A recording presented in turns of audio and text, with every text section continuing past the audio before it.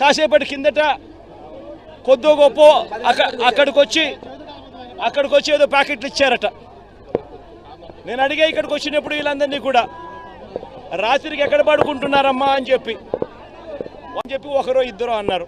మిగిలిన వాళ్ళకైతే అక్కడ రిలీఫ్ క్యాంపు గురించి ప్రస్తావనే లేదు. అసలు రిలీఫ్ క్యాంపులు లేవు, రోడ్ల మీద పడుకుంటున్నారు ప్రజలు, కరెంటు లేదు, నీళ్ళు ఇచ్చే వాళ్ళు కూడా గత్యంతరం లేని నీళ్లు కూడా దక్కని పరిస్థితి. ఇది ఈ ప్రభుత్వంలో శనివారము, ఆదివారము, సోమవారము, మంగళవారము, ఈరోజు బుధవారం, ఈరోజు 5వ రోజు ఇదే పరిస్థితి ఇక్కడ కనిపిస్తూ ఉంది. నేను అడుగుతా ఉన్నా, ఇంత దారుణంగా మేనేజ్మెంట్ చేసిన పరిస్థితులు గతంలో ఎక్కడైనా జరిగాయా? ఇంతకుముందు ఎప్పుడైనా చూసారా? ఇంతటి దారుణంగా ఎప్పుడు కూడా మేనేజ్మెంట్ చేసే పరిస్థితులు ఎప్పుడు జరగల. మా హయాంలో జరిగాయి, మా హయాంలో కూడా వరదలు వచ్చాయి. ఈ మాదిరిగా 30 సెంటీమీటర్లు, విజయవాడలో 32 సెంటీమీటర్ల వర్షం పడింది 3 రోజుల్లో. గురువారము, శుక్రవారము, గురువారం స్టార్ట్ అయితే శుక్రవారం సాయంత్రానికి ముమ్మరంగా అంటుకొని శనివారం మధ్యాహ్నం దాకా, శనివారం సాయంత్రం దాకా వర్షాలు ముమ్మరంగా పడ్డాయి. అంటే 3 రోజుల్లో 32 సెంటీమీటర్లు వర్షం పడడం కొత్త ఏం కాదు. 3 రోజుల్లో 32 సెంటీమీటర్లు వర్షం పడడం గతంలో చాలా సందర్భాలలో జరిగాయి. 32 సెంటీమీటర్లు ఎక్కువ వర్షపాతం ఏం కాదు. 3 రోజుల్లో 32 సెంటీమీటర్ల వర్షపాతం చాలా సందర్భాలలో నమోదయ్యాయి. కానీ ఎప్పుడూ కూడా ఇటువంటి దారుణ పరిస్థితి జరగలేదు. కారణం ఏమిటి అనంటే ఇది టోటల్గా గవర్నమెంట్ అన్నది తాను చేయాల్సిన కార్యక్రమం చేయకపోవడం వల్ల జరిగిన అఘాయిత్యం. 28వ తారీఖునే అలర్ట్ వచ్చింది, అంటే బుధవారమే మీకు అలర్ట్ వచ్చింది తుఫాన్ రాబోతా ఉంది అని చెప్పి. 28వ తారీఖున బుధవారం రోజున తుఫాన్ రాబోతా ఉంది. శుక్రవారం సాయంత్రానికల్లా ముమ్మరమైన వర్షాలు పడతాయి, శుక్రవారము శనివారము ముమ్మరమైన వర్షాలు ఉంటాయి అని చెప్పి అలర్ట్ వచ్చిన నేపథ్యంలో తుఫాన్ రాబోతా ఉంది, ఎక్స్ట్రీమ్ రెయిన్ఫాల్ కురిసిపోతా ఉంది అని చెప్పిన నేపథ్యంలో ముఖ్యమంత్రిగా ఉన్న వ్యక్తి తాను చేయాల్సిన పని ఏమిటి? తాను వెంటనే ఇరిగేషన్ డిపార్ట్మెంట్కి సంబంధించిన సెక్రటరీని, హోమ్ డిపార్ట్మెంట్కి సంబంధించిన సెక్రటరీని, రెవెన్యూ డిపార్ట్మెంట్కి సంబంధించిన సెక్రటరీని, వీళ్ళందరినీ పిలుచుకొని ఒక రివ్యూ కార్యక్రమం కనుక చేసి ఉంటే, ఇరిగేషన్ సెక్రటరీ వెళ్ళి ఈ తుఫాను ఈ వైపున వస్తూ ఉన్న నేపథ్యంలో డ్యాములలో ఏ మేరకు స్టోరేజ్ కెపాసిటీ ఉంది, పైచిలుకు నుంచి తుఫాన్ రాబోతా ఉంది, ఇక్కడ తుఫాన్ రాబోతా ఉంది, పైనుంచి మహారాష్ట్ర నుంచి, కర్ణాటక నుంచి, తెలంగాణ నుంచి కూడా నీళ్లు రాబోతా ఉన్నాయి. ఆ నీళ్లు రాబోతా ఉన్న పరిస్థితుల్లో ఒకవైపున ఉంటే మరోవైపున ఇక్కడ బీభత్సమైన వర్షాలు కూడా కొట్టబోతా ఉన్నాయి అన్న పరిస్థితులు ఇటువైపున ఉంటే, ఇరిగేషన్ డ్యాములలో శ్రీశైలం కానీ, నాగార్జున సాగర్ కానీ, పులిచింతలు కానీ, ఈ 3 డ్యాములలో కనీసం 75 టీఎంసీలు, ఒక్కొక్క డ్యామ్లో కనీసం 25 టీఎంసీలన్నా కూడా కనీసం తగ్గించి కిందికి వదిలేసి ఉంటే, మొత్తంగా కనీసం 70-75 టీఎంసీల కనీసం కెపాసిటీ మేరకు నీళ్లు కిందికి వదిలేసి ఉంటే, బుధవారం నుంచే వదిలేసి ఉంటే, ఆ ఫ్లడ్ కుషన్ అన్నది కన్నా ఆ డ్యాములలో పెట్టుకొని ఉంటే, పైనుంచి వచ్చే తుంగభద్ర నుంచి, పైనుంచి తెలంగాణ నుంచి కూడా మూసీ రివర్ ద్వారా వచ్చే పులిచింతల దాకా వచ్చే కృష్ణా నది అంతా కూడా పైనే ఫ్లడ్ కుషన్ ఉండడం వల్ల ఆపి ఉండవచ్చు, రెగ్యులేట్ చేసి ఉండవచ్చు. ఇది ఎందుకనంటే శుక్రవారం శనివారం దాకా ఈ పరిస్థితి లేదు. శనివారం దాకా నీకు టైం ఉంది, శుక్రవారం సాయంత్రం దాకా నీకు టైం ఉంది. బుధవారమే కన్నా ఈ కార్యక్రమం చేసి ఉంటే, ఫ్లడ్ కుషన్ ఏర్పరచుకొని ఉంటే, పైనుంచి వచ్చే కృష్ణానది జలాలన్నీ కూడా రెగ్యులేట్ చేసి ఉండొచ్చు, స్టోర్ చేసుకొని ఉండొచ్చు, కిందికి పంపకుండా ఆపి ఉండవచ్చు. ఇటువైపున తుఫాన్ ఏదైతే వస్తూ ఉందో, ఇటువైపున తుఫాన్ ఏదైతే కింది ప్రాంతంలో తుఫాన్ ఏదైతే వస్తూ ఉందో, ఆ తుఫాన్ను ఒకవేళ వచ్చి, ఆ తుఫాన్లో ఉన్న నీళ్లు ఒకవైపున పులిచింతల కింద ఒకవేళ వచ్చినా కూడా ఆ నీళ్లు మాత్రమే వచ్చి ఉంటే ఇంత బీభత్సంగా జరిగి ఉండేటివి కాదు. ఆ నీళ్లు ఒకవైపున, పైనుంచి వచ్చే నీళ్లు ఇంకొక వైపున, ఈ రెండు కలిసి రావడంతో ఏకంగా 11 లక్షల క్యూసెక్కుల కింద ఆ ఉధృతంగా తయారైపోయి ఈ పరిస్థితి వచ్చింది. ఈ పరిస్థితి వచ్చిన నేపథ్యంలో మరి పైగా ఈ పెద్ద మనిషి చంద్రబాబు నాయుడు ప్లానింగ్ చేయకపోగా బుధవారమే అందరి అధికారులను పిలిచి irrigation secretary, revenue secretary, home secretary వీళ్ళందరినీ పిలిచి రివ్యూ తీసుకుని ఒక్కొక్కరికి బాధ్యతలు అప్పచెప్పాల్సింది పోయి అది చెయ్యకపోగా తాను శనివారం అర్ధరాత్రి బుడమేరు మీద ఉన్న రెగ్యులేటర్ గేట్లను కూడా ఎత్తేసాడు. చెప్పా పెట్టకుండా అర్ధరాత్రి 12 గంటలు దాటిన తర్వాత చెప్పా పెట్టకుండా బుడమేరు మీద ఉన్న రెగ్యులేటర్ గేట్లను సైతం గేట్లు పైకెత్తాడు. గేట్లు ఎత్తడంతో నీళ్ళన్నీ పూర్తిగా విజయవాడ వైపు రావడం జరిగింది. శనివారం ఉధృతంగా కూడా లెవెల్స్ పెరగడం మొదలుపెట్టాయి. నేను అడుగుతా ఉన్నా, ఎందుకు ఆ పరిస్థితి తీసుకొచ్చినారు అని. ఆ రెగ్యులేటర్ గేట్స్, బుడమేరు మీద ఉన్న రెగ్యులేటర్ గేట్స్ మీరు ఎందుకు ఎత్తాల్సి వచ్చింది? ఇంతకు ముందే దాన్ని ఎత్తి 3 రోజుల ముందు నుంచే కింద ఎత్తి పెట్టుకొని ఉంటే ముందుగానే వెళ్ళిపోయి ఉండేటే కదా నీళ్ళు ఒకటేసారి ఉధృతంగా వచ్చే పరిస్థితి ఉండేది కాదు. లేదా దాన్ని రెగ్యులేట్ చేసి ఉంటే కనీసం అక్కడ నుంచి డైవర్షన్ ఛానల్ నుంచి పోలవరం కెనాల్ నుంచి ప్రకాశం బ్యారేజ్లోకి నీళ్లు వెళ్ళిపోయి అటు నుంచి అటు సముద్రంలోకి వెళ్ళిపోయి ఉండొచ్చు. కేవలం ఆ గేట్లు ఎత్తకపోతే చంద్రబాబు నాయుడు ఇల్లు మునిగిపోతుందని, చంద్రబాబు నాయుడు ఇల్లు కాపాడుకునే దాని కోసం ఆ గేట్లు ఎత్తడం, విజయవాడ నగరాన్ని పూర్తిగా ముంచేసే కార్యక్రమం చేయడం, ఇది చంద్రబాబు నాయుడు గారు చేసింది. బుడమేరు నుంచి ఇంత తీవ్రమైన వరద అడిషనల్ గా ఈ నీళ్ళకి యాడ్ అయ్యి ఈ పరిస్థితి ఇంత దారుణంగా తయారైంది. కొన్ని ఇంత దారుణంగా తయారైన పరిస్థితుల్లో ఈ పెద్ద మనిషి చంద్రబాబు నాయుడు గారు ఏమైనా కాస్తో కూస్తో కనికరం చూపించాడా ప్రజల మీద? కాస్తో కూస్తో ఎంపతి చూపించాడా ప్రజల మీద? కాస్తో కూస్తో వీళ్ళని ఆదుకునే దానికోసం ఏదైనా అడుగులు వేసాడా, చర్యలు చేశాడా అని అంటే ఎక్కడా లేదు. తాను ఇంట్లో ఎందుకు ఉండడం లేదు అని అంటే తాను ఇంట్లో ఉండే పరిస్థితి లేదు కాబట్టి తాను ఇంట్లో ఉండడం లేదు. తాను ఇల్లు మునిగిపోయింది కాబట్టి తాను ఇంట్లో ఉండే పరిస్థితి లేదు కాబట్టి తాను ఇంట్లో ఉండడం లేదు. ఆ ఇంట్లో తాను ఉండకపోవడం కూడా ఏదో పెద్ద ఘనకార్యం అన్నట్టుగా ఇంట్లో నీళ్లు ఉన్నాయి కాబట్టి ఉండలేకుండా ఉండే పరిస్థితి ఉంది కదా అని చెప్పుకోలేక, అది చెబితే తనకు పబ్లిసిటీ రాదనే ఉద్దేశంతో కలెక్టర్ కార్యాలయం అంటాడు, కలెక్టర్ కార్యాలయంలో నేను ఉంటున్నానంటాడు, ప్రజల కోసమే అదే తానేదో ఉంటున్నట్టుగా బిల్డప్ ఇవ్వడం. నిజంగా ఎంత దుర్మార్గం అంటే కొన్ని ఆ బిల్డప్ ఇచ్చే కార్యక్రమంలో అన్నా కానీ సిన్సియారిటీ అన్నా ఉందా అని అంటే అది సిన్సియారిటీ లేదు. మీరే చూస్తూ ఉన్నారు, ఈ కాలనీ ఈరోజు చూశారు, సింగనగర్ చూస్తూ ఉన్నారు, ఎక్కడికన్నా పోండి విజయవాడలో ఏ కాలనీ అన్నా తీసుకోండి ఇదే పరిస్థితి కనిపిస్తూ ఉంది. ఈ పరిస్థితి చూస్తే ఏమొస్తుంది? ఎక్కడ రిలీఫ్ క్యాంపులు లేవు. బుధవారం నాడే ఇరిగేషన్ సెక్రటరీ డ్యాముల్లో ఉన్న ఫ్లడ్ కుషన్ ఏర్పాటు చేస్తూ కాస్తో కూస్తో ప్రతి డ్యాంలోనూ కొన్ని నీళ్లను కిందికి వదిలేసి ఫ్లడ్ కుషన్ ఇరిగేషన్ సెక్రటరీ ఏర్పరిచిందంటే, బుధవారం రోజు రెవెన్యూ సెక్రటరీ పరిస్థితిని గమనించి, ఎక్స్ట్రీమ్ రెయిన్ఫాల్ రాబోతుందనే పరిస్థితిని గమనించి రెవెన్యూ సెక్రటరీ రిలీఫ్ క్యాంపులన్నీ కూడా ప్రణాళికాబద్ధంగా ఏర్పాటు చేసి ఉంటే ఆ రిలీఫ్ క్యాంపులలో వసతులన్నీ కూడా ఈ జనాభాకు తగ్గట్టుగా రిలీఫ్ క్యాంపులు ఏర్పాటు చేయడం, జనాభాకు తగ్గట్టుగా ఆ రిలీఫ్ క్యాంపులలో వసతులు ఏర్పాటు చేయడం రెవెన్యూ సెక్రటరీ గాని చేసి ఉంటే, హోమ్ సెక్రటరీ వెంటనే తాను కూడా లోతట్టు ప్రాంతాల్లో ఉన్న ఈ ప్రజలందరినీ కూడా రిలీఫ్ క్యాంపులకు షిఫ్ట్ చేసే కార్యక్రమం హోమ్ సెక్రటరీ కూడా చేసి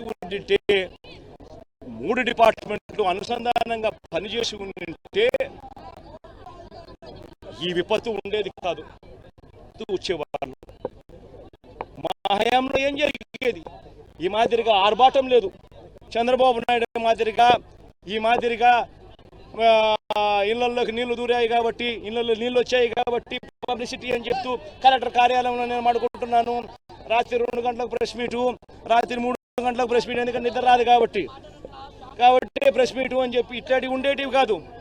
కలెక్టర్లకు క్లియర్ కట్గా మెసేజ్ పోయేది, వారం రోజులు మీకు టైం ఇస్తా ఉన్నా, వారం రోజుల తర్వాత మేము వస్తాము, వారం రోజుల తర్వాత స్వయంగా నేనే ముఖ్యమంత్రి హోదాలో నేను వస్తాను.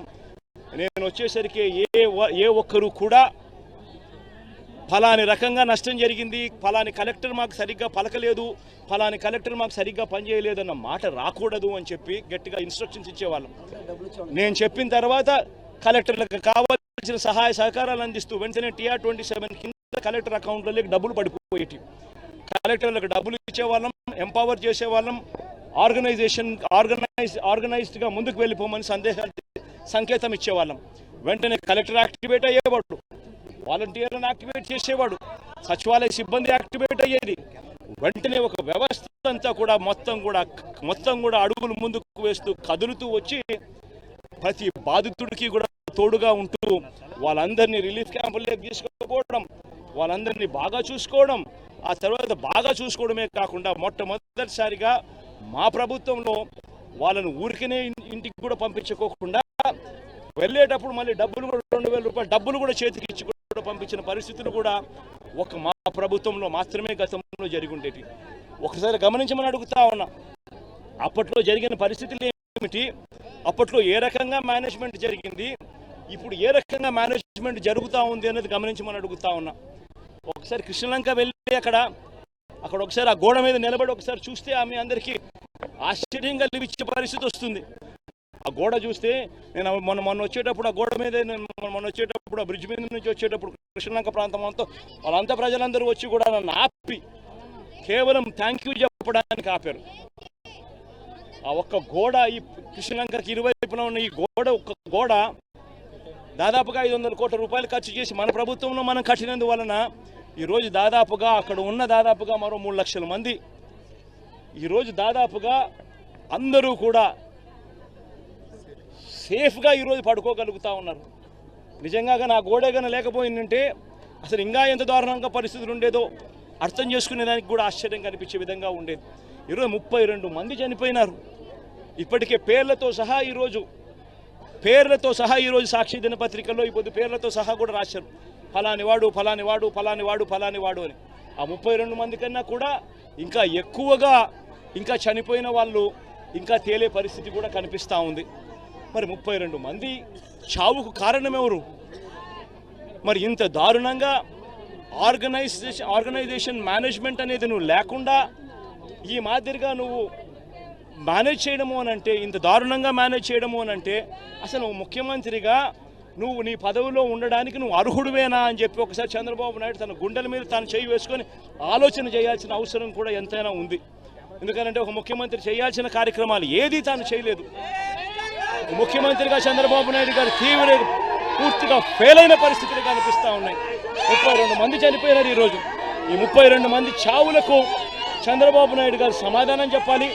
చంద్రబాబు నాయుడు గారు ఈ చావులకు ఓనర్షిప్ తీసుకొని ప్రజలకు క్షమాపణ చెప్పి దాదాపుగా 4 నెలలుగా వస్తూ ఉంది. 4 నెలలుగా ఆయనే ముఖ్యమంత్రిగా ఉన్నాడు. అధికారులను ఆయనే దగ్గరుండి ఆయనే ఏ అధికారిని ఎక్కడ పోస్టింగ్ వేయాలి అని చెప్పి ఆయనే దగ్గరుండి ఈ 4 నెలల్లో పోస్టింగ్లు కూడా తానే పూర్తి చేసినాడు. మన ఆయనే పోస్టింగ్లు ఇప్పించుకున్న అధికారులు వల్ల ఇది జరిగింది అని చెప్పి ఆయనే చెప్తా ఉన్నాడు సిగ్గు లేకుండా అనంటే అంతకన్నా సిగ్గుమాలిన పని ఏదైనా ఉంటుందా? కేవలం ఆయన మీద వచ్చిన తప్పును కప్పిపుచ్చుకునేదానికి అధికారులను బలిపశువులను చేస్తూ అధికారుల మీద వేలెత్తి చూపించే కార్యక్రమం చేస్తూ ఉన్నాడు.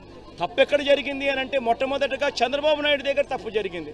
అసలు ఫ్లడ్ తుఫాను వస్తూ ఉందని నీకు బుధవారం రోజు నీకు సంకేతం వస్తే బుధవారం నువ్వు కానీ ఒక రివ్యూ తీసుకుని ఉంటే ఆ రివ్యూలో irrigation secretary, revenue secretary, home సెక్రటరీని పిలిచి నువ్వు రివ్యూ తీసుకుని ఉంటే స్పెషల్ పడబోతా ఉంది అన్న సంఘటన అన్న పరిస్థితులు నీకు తెలుసు. డ్యామ్లలో రిజర్వాయర్లు ఎంత ఉన్నాయో నీకు తెలుసు. పై రాష్ట్రాల నుంచి ఎన్నెన్ని నీళ్లు వస్తున్నాయో నీకు తెలుసు. మళ్ళీ ఇంత సమగ్రమైన ఇన్ఫర్మేషన్ నీ దగ్గర ఉన్నప్పుడు కేవలం ఒక రివ్యూ తీసుకుని ఉంటే ఎవరెవరికి ఏమేం పనులు చేయాలని బాధ్యతలు అప్పచెప్పుంటే అసలు ఈరోజు ఈ పరిస్థితి ఉండేదే కాదు కదా. మరి కారణం నువ్వు అయినప్పుడు, నీ మీద తప్పు జరిగినప్పుడు, నువ్వు తప్పు చేసినప్పుడు దాన్ని కనీసం హూందాగా యాక్సెప్ట్ చేసి తప్పు చేశాను అని చెప్పి యాక్సెప్ట్ చేసి క్షమాపణ అడిగి ప్రజలను అడుగులు ముందుకు వేయాలి. కానీ తాను చేసిన తప్పుకు అధికారుల మీద ఏలెత్తి చూపిస్తూ అధికారులను తప్పుపడుతూ తాను అధికారుల మీద నెపాన్ని వేసి తప్పించుకునే కార్యక్రమం చంద్రబాబు చేయడం అంటే ఇంతకన్నా దారుణమైన వ్యక్తి ప్రపంచంలో ఎవడు ఉండడు.